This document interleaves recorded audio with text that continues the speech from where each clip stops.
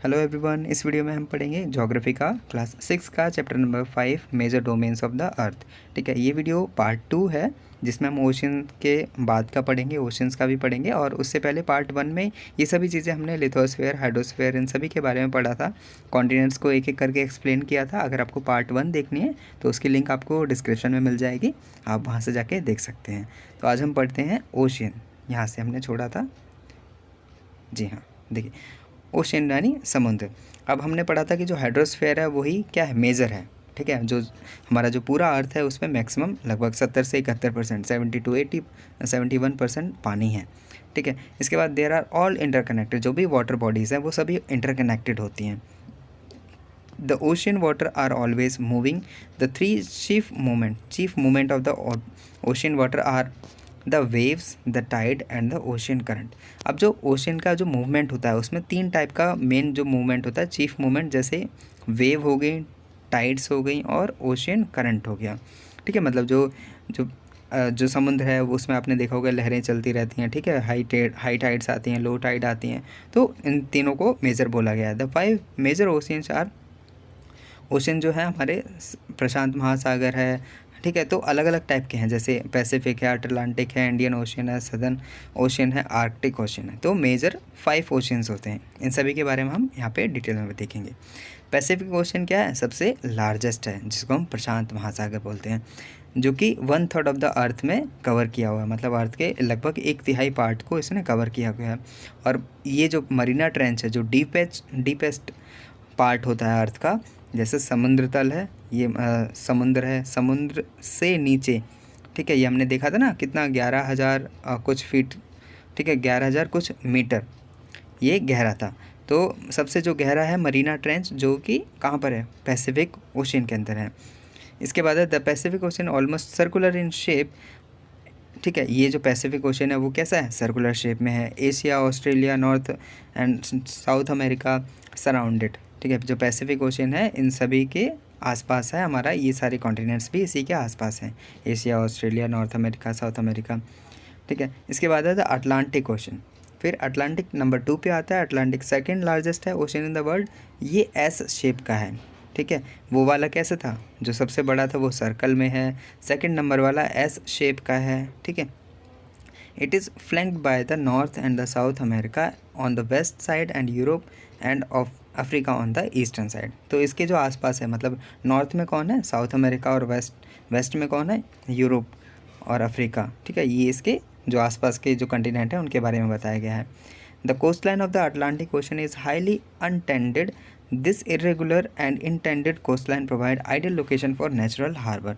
Intended माने जो भी ये जो ओशन है अटलांटिक ओशन, इसके जो आसपास की जगह है वो इंटेंडेड कोस्ट लाइन, जैसे आप इस वाले फिगर में देख पा रहे हैं, ये ऐसे करके ऐसे करके ऐसे, तो ये एक इरेगुलर शेप बना हुआ है। तो इससे क्या होता है, जो पानी है वो अंदर तक जाता है, फिर यहाँ से इधर। तो इससे एक इरेगुलर जो पोर्शन है, इसके जो साइज़ है, इसके शेप होने की वजह से क्या होता है, नेचुरल हार्बर बनता है। और पोर्ट्स, नेचुरल पोर्ट्स, जो एक तो पोर्ट हम ह्यूमन्स वगैरह बनाते हैं पोर्ट। ठीक है, जो तट वगैरह होते हैं जहाँ पे जहाज़ आते हैं और फिर उन पे सामान वगैरह लोड करके दूसरी जगह पे लेके जाते हैं वो चीज़, तो ये नेचुरल हार्बर बन जाते हैं। ठीक है, नेचुरल हार्बर या पोर्ट्स। फिर उसके बाद है नंबर 3 पे the Indian ocean is the only ocean named after a country. और हमारा जो इंडियन ओशन है ये एक इकलौता ऐसा ओशन है जिसका नाम किसी देश के साथ रखा गया है। The shape of ocean is almost triangular. अब जो हमारा है वो कैसे है, हमारा जो भारत है, भारत के इस तरफ ऐसे करके है। ठीक है, भारत का मैप भी ऐसे ही, और इस तरफ ऐसे करके जो ओशन है वो भी ऐसे ही करके है।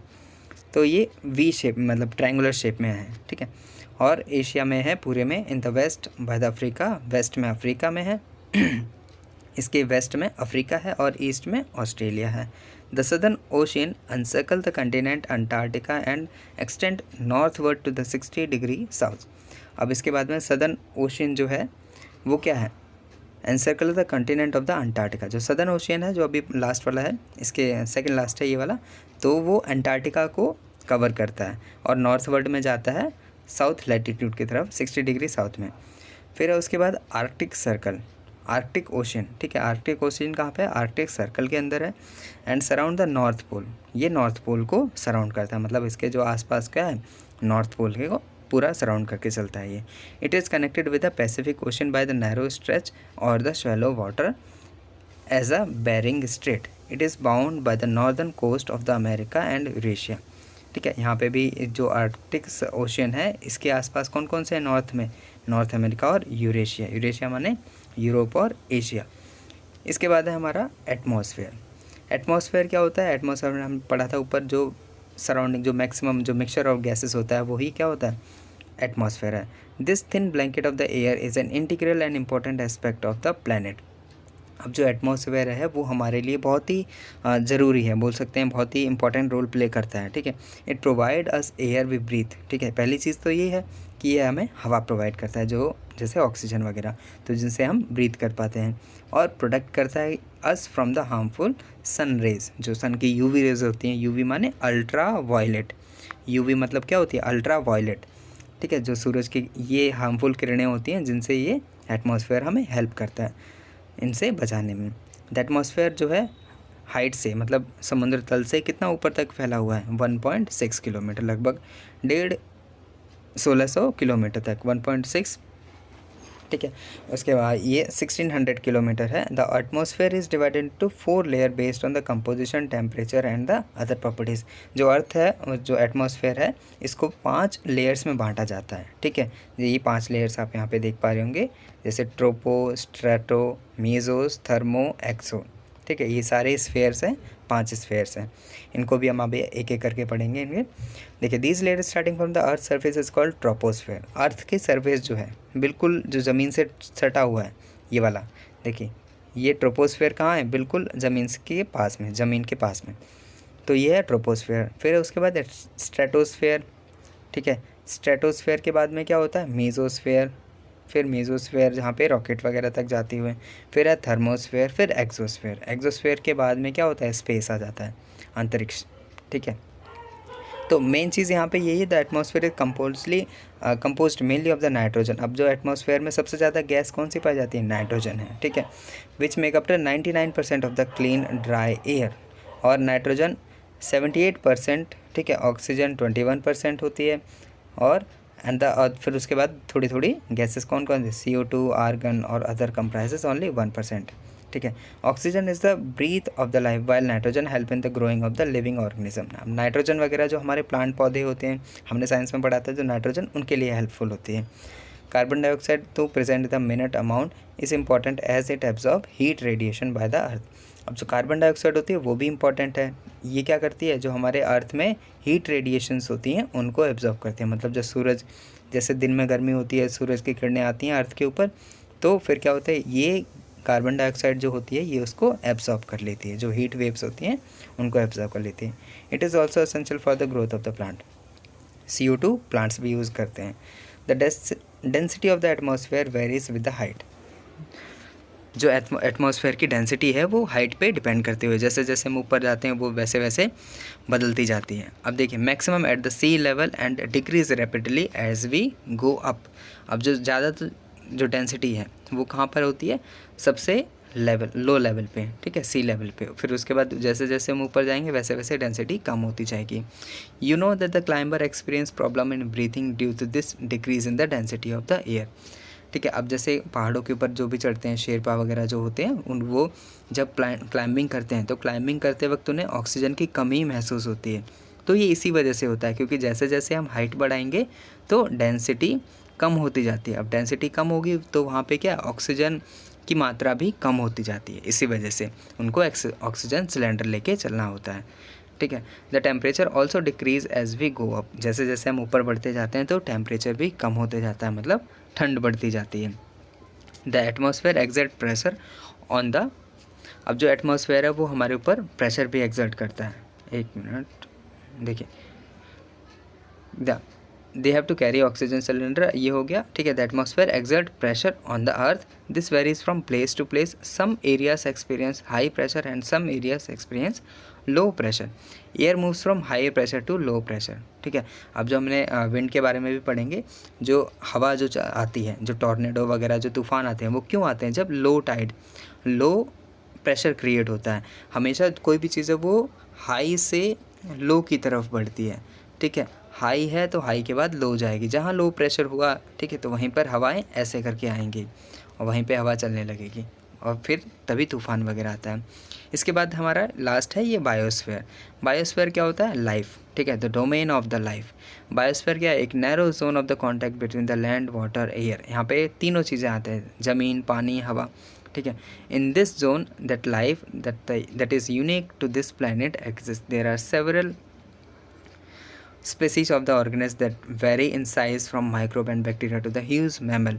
देखिए जो बायोस्फीयर है वो बहुत ही बड़ा होता है, जैसे बायोस्फीयर के अंदर सभी चीज़ें आ जाएंगी। ये बायोस्फीयर है जहाँ पे लिथोस्फीयर है, हाइड्रोस्फीयर है, एटमॉस्फेयर है, तो सभी चीज़ों को मिला जुला के हम बायोस्फीयर कहते हैं, ठीक है। यहाँ पे देखिए, the all living organisms including human are link to each other and to the biosphere for survival.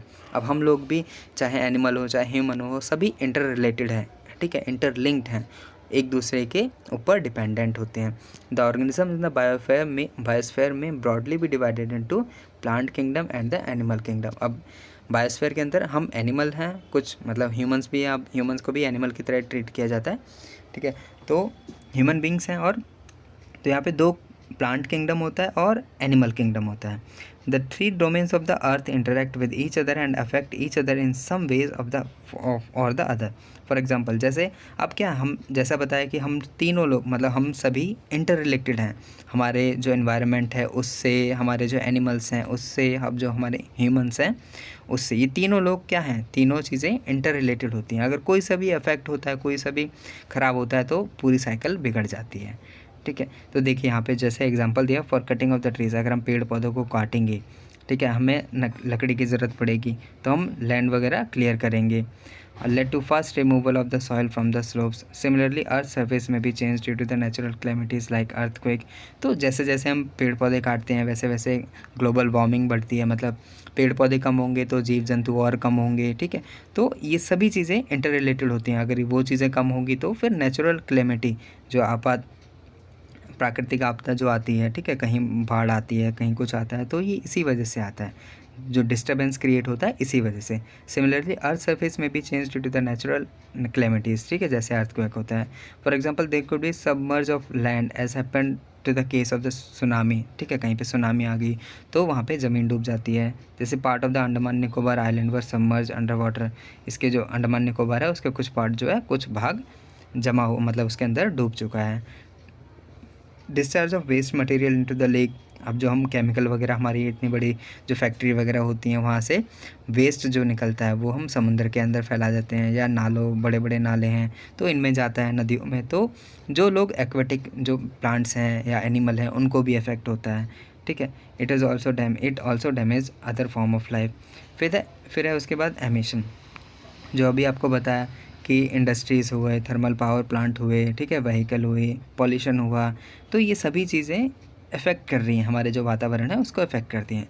But increase in the CO2 leads to the increase in global temperature. देखिए CO2 का होना ज़रूरी भी है, अगर ये बढ़ जाता है तो भी दिक्कत होती है, ठीक है। This is termed as the global warming. This is a need to limit the use of the resources of the earth to maintain the balance of the natural between the domain of the lithosphere, atmosphere, hydrosphere।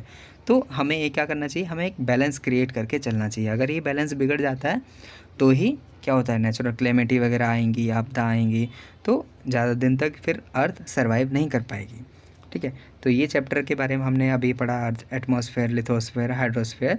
तो आपको कैसा लगा please comment करके बताएं, और अगर अच्छा लगा तो प्लीज़ लाइक करें और चैनल को भी सब्सक्राइब करें। मिलते हैं नेक्स्ट वीडियो में अगले चैप्टर के साथ। So thank you for watching, bye bye.